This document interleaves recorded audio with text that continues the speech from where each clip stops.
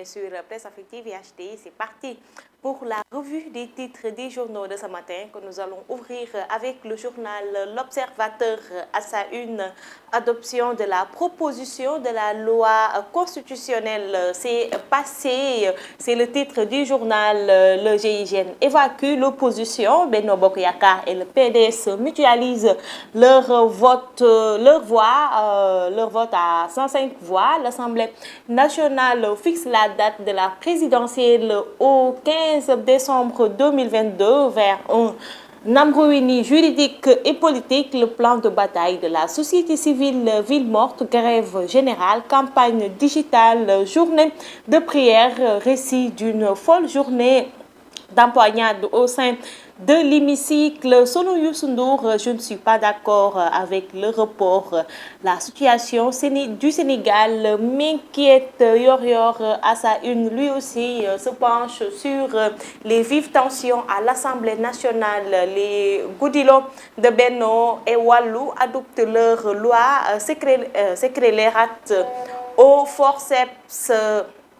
Et nous, catholiques, nous ne devons pas être en reste à crier. Joseph Tavares de Souza sur la situation de la politique actuelle du Sénégal. Les Échos à sa une nous parlent de la journée noire pour la presse. La licence de Walfadjri retirée. La direction et les employés du groupe appellent à des sittings vendredi, samedi et dimanche. Des centaines de pères et de mères de famille dans le désarroi. Source A sa accorde une interview à Moundiaye Cissé qui tire à tout va.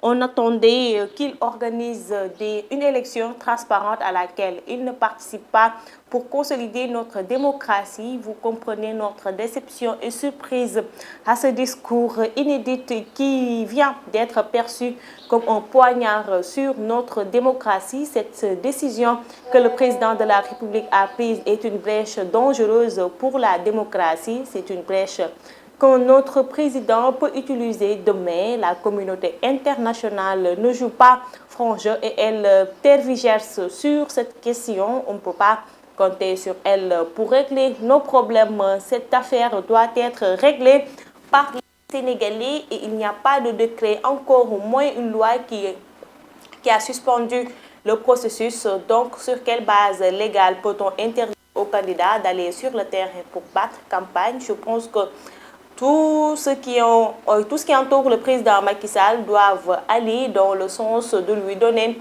des conseils allant dans le sens de sortir par la grande porte, a-t-il révélé dans le journal. Vous pouvez lire l'intégralité de l'article à la page 5 du journal. Toujours dans cette situation, dans la situation politique, Libération à sa une titre le report voté au forceps. Le PDS et le Benno supprimant l'élection du 25 février 2024. Suite à un long blocage, le président de l'Assemblée nationale a fait appel aux gendarmes qui ont expulsé les députés de Yewwi après un amendement de la date de l'élection présidentielle fixée au 15 décembre 2024. Et selon Guy Marius Sagna, c'est un mensonge d'État dont le dos des populations, Bisby le jour, lui aussi, s'intéresse toujours à l'élection présidentielle reportée au 15 décembre 2024 au calendrier de Macky. C'est le titre du journal. La loi adoptée par Benno